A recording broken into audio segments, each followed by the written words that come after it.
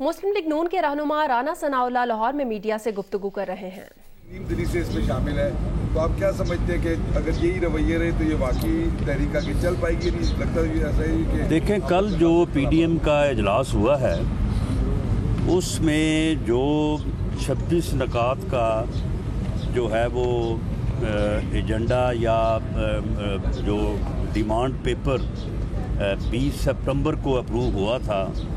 اس کے ایک ایک پوائنٹ سے تمام پارٹیز نے کمٹمنٹ جو ہے وہ شو کی ہے۔ جہاں تک استعفوں کی بات ہے، استعفوں کے معاملے میں بھی پیپلز پارٹی نے اپنا موقف بڑی دلیل کے ساتھ اور حالات کے ساتھ اس نے موقف اپنا پیش کیا کہ استعفے جو ہیں ہمیں ایک آخری آپشن کے طور پہ استعمال کرنے چاہیے، اور اس وقت استعمال کرنے چاہیے جب سڑک گرم ہو اور ضمنی الیکشن کے کروائے جانے کے چانسز کم سے کم ہوں۔ اور اس کے علاوہ جو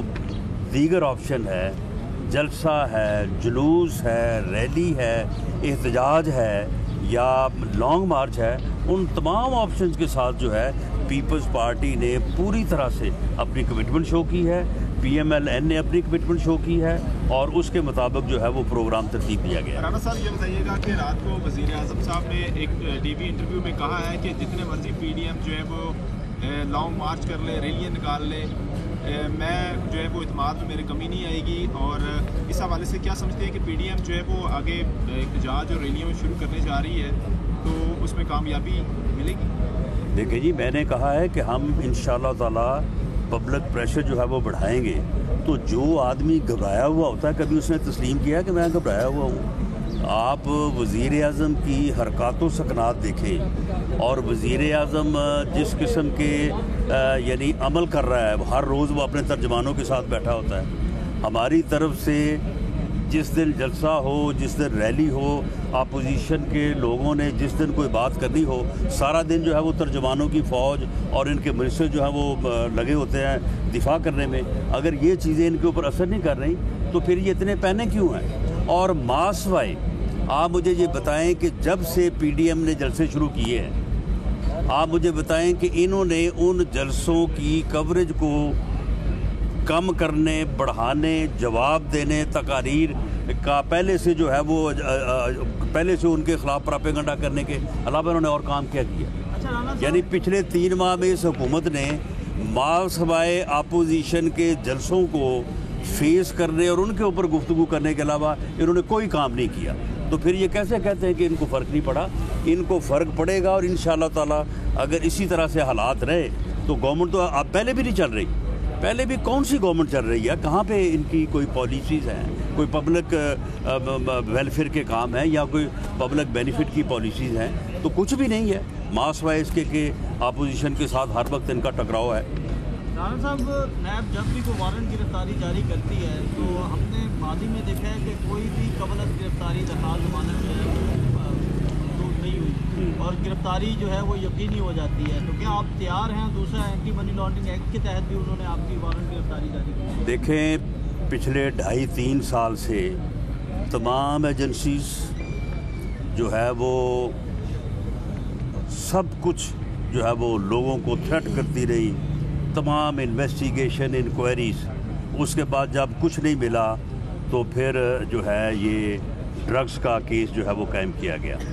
جب اس میں بھی بات نہیں بنی تو پھر نیب کو جو ہے وہ انکوائری پہ جو ہے وہ لگایا گیا۔ اب نیب جو ہے وہ کوئی 1.5 سال بعد، 2 سال بعد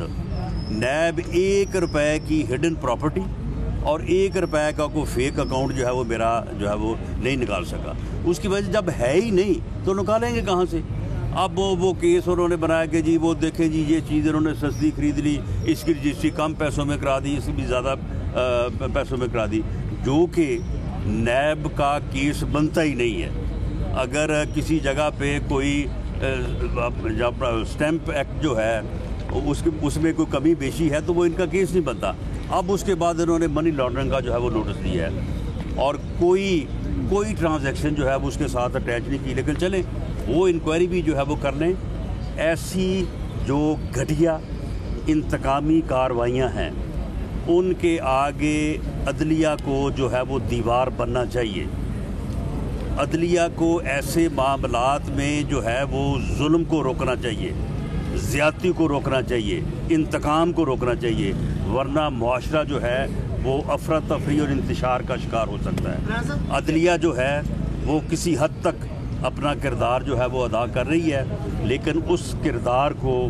زیادہ پازیٹیو اور زیادہ جو ہے وہ ایکٹیو اور بڑھانے کی ضرورت ہے، کیونکہ حکومت کا انتقام